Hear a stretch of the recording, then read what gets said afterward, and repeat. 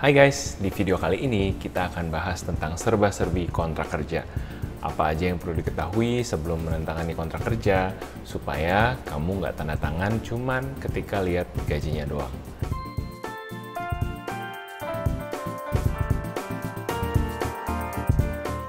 Hai guys, jadi video ini tuh panjang. Bukan karena gue pengen banyak-banyakin AdSense, tapi karena emang informasi yang gue pengen sampaikan banyak terkait kontrak kerja dan semuanya penting untuk disimak. Nah, gue tahu mungkin di antara kita ada yang nggak punya banyak waktu untuk nonton dari ujung ke ujung, jadi make sure teman-teman lihat di description box di bawah untuk cek indeks dari video ini. Jadi teman-teman bisa langsung skip dan nonton ke bagian yang teman-teman suka. Oke, enjoy the video! Hai guys, nama gue Samuel. Gue seorang HR manager dengan pengalaman kerja kurang lebih 8 tahun. Gue bikin channel ini untuk sharing tips-tips tentang HRD, seputar pencarian kerja, dan dunia karir lainnya. Tiap minggunya gue selalu update satu video baru. Jadi buat lo yang belum subscribe, welcome untuk subscribe dan juga nyalain notification-nya supaya nggak kelewatan video-video gue yang terbaru tiap minggunya. Oke, kita akan bahas tentang kontrak kerja. First things first, sebenarnya seberapa penting sih untuk seorang karyawan mendapatkan kontrak kerja?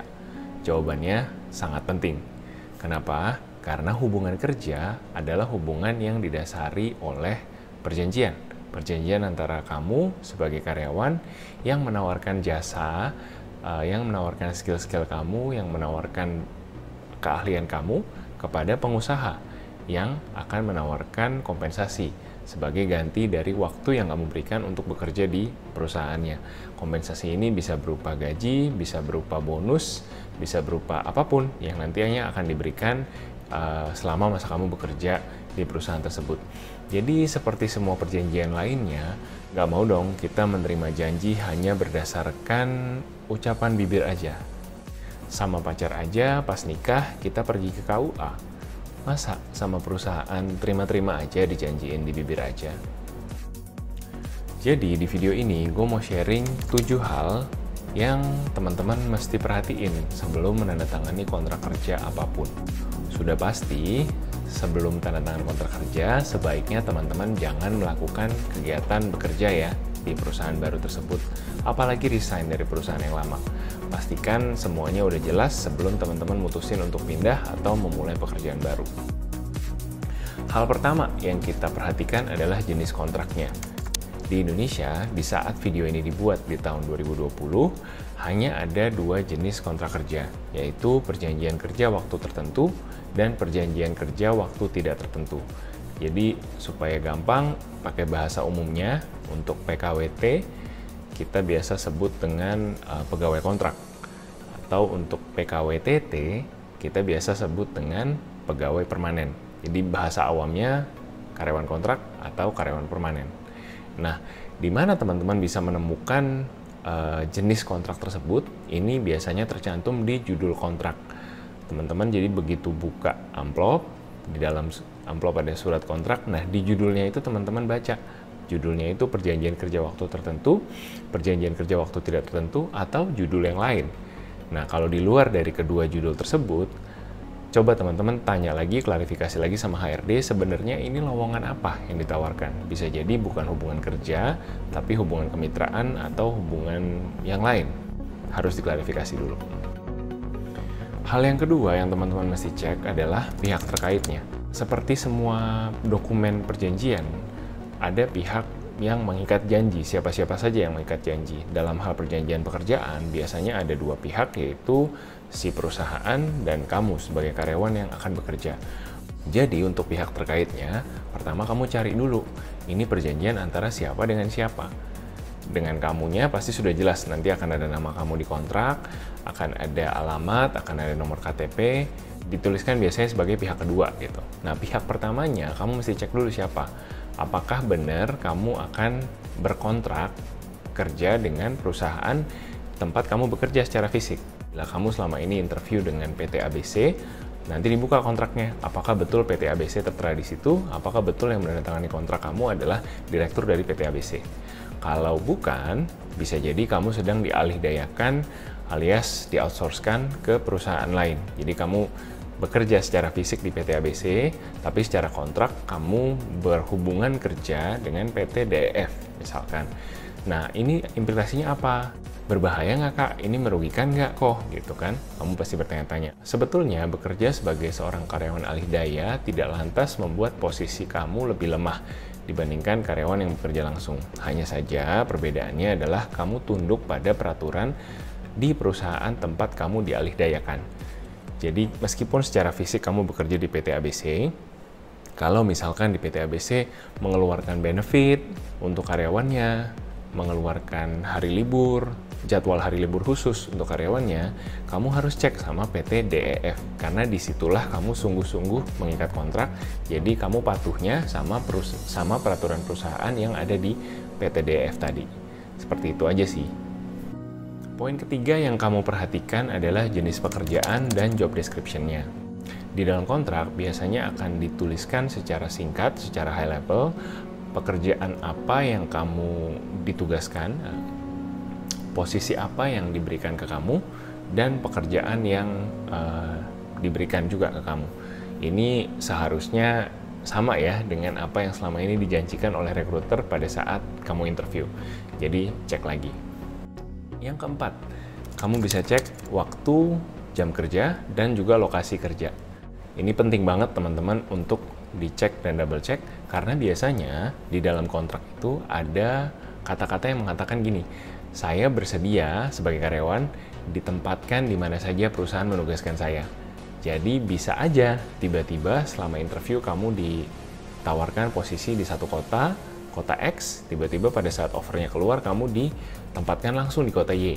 Bisa saja itu terjadi. Dan ketika kamu tanda tangan, artinya kamu sudah menyetujui penempatan tersebut dan di hari pertama kerja kamu harus pindah kota ke kota Y.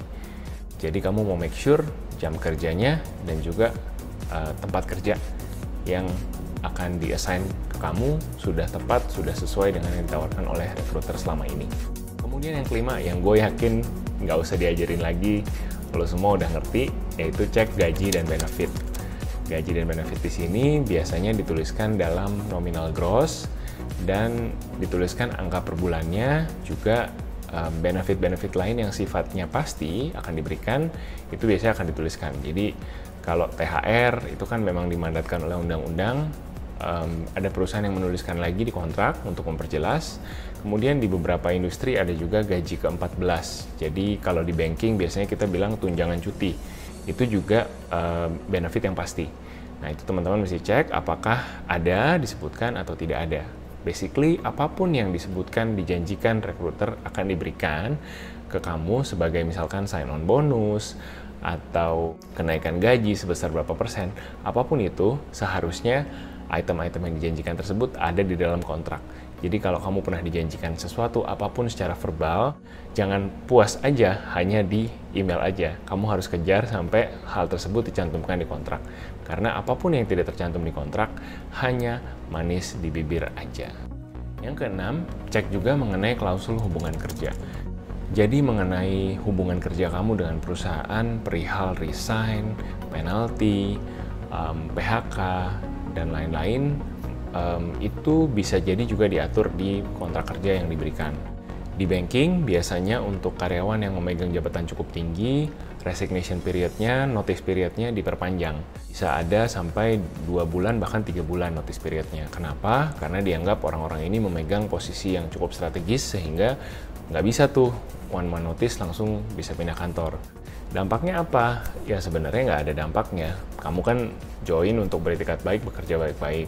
Cuman it's good to know in advance juga, in case kalau nanti kamu mau resign, sebenarnya perusahaan dan kamu punya komitmen untuk kamu stay berapa lama tuh untuk notice periodnya. Nah, masih mengenai klausul hubungan kerja, buat teman-teman yang di-hire kemudian diberikan sign-on bonus.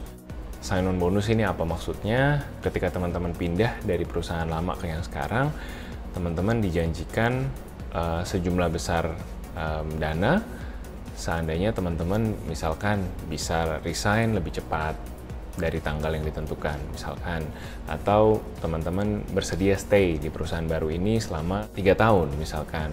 Jadi sign-on bonus ini akan diberikan secara progresif berdasarkan lamanya teman-teman tinggal di perusahaan baru ini. Di tahun pertama, kedua, ketiga ada pencicilan pembayaran sign-on bonus.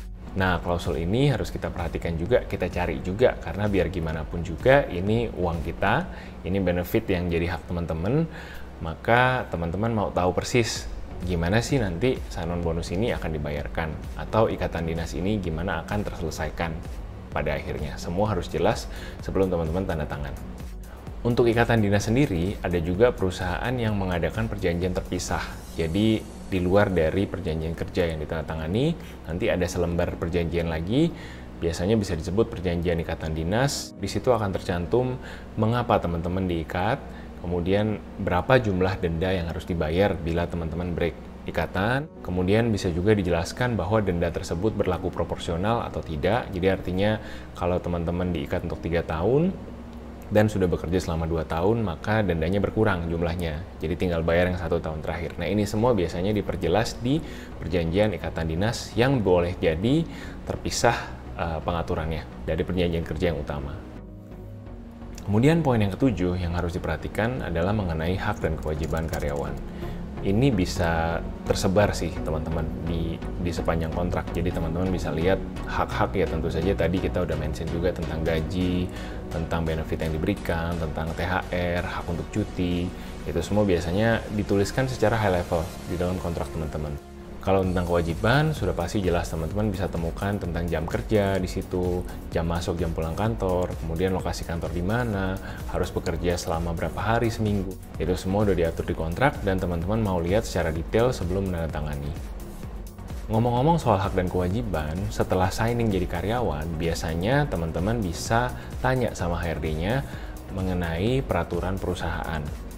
Jadi di luar dari kontrak yang teman-teman sepakati antara teman-teman dan perusahaan, di luar itu ada lagi dokumen namanya peraturan perusahaan. Nah, hubungannya apa? Hubungannya di dalam kontrak teman-teman biasanya ada tulisan kayak gini, ada klausul kayak gini.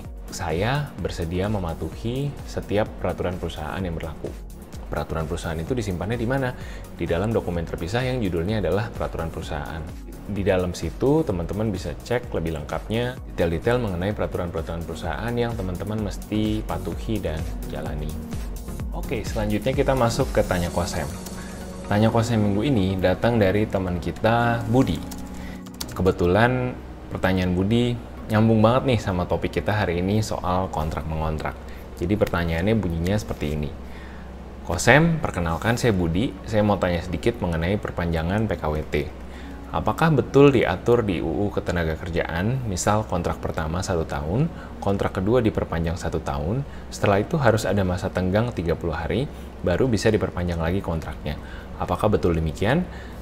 Oke Budi, thank you buat pertanyaannya. Untuk ngejawab pertanyaannya Budi, kita nge-refer ke Undang-Undang Ketenagakerjaan nomor 13.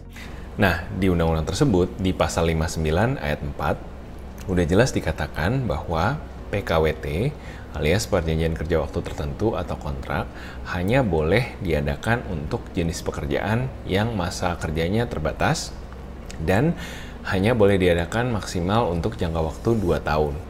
Jadi di kontrak pertama kamu boleh-boleh aja dikontrak misalkan setahun, 6 bulan, 3 bulan, atau langsung 2 tahun. Tapi setelah itu peraturannya untuk perpanjangan kontraknya hanya boleh dilakukan 1 kali dengan masa perpanjangan paling panjang 1 tahun.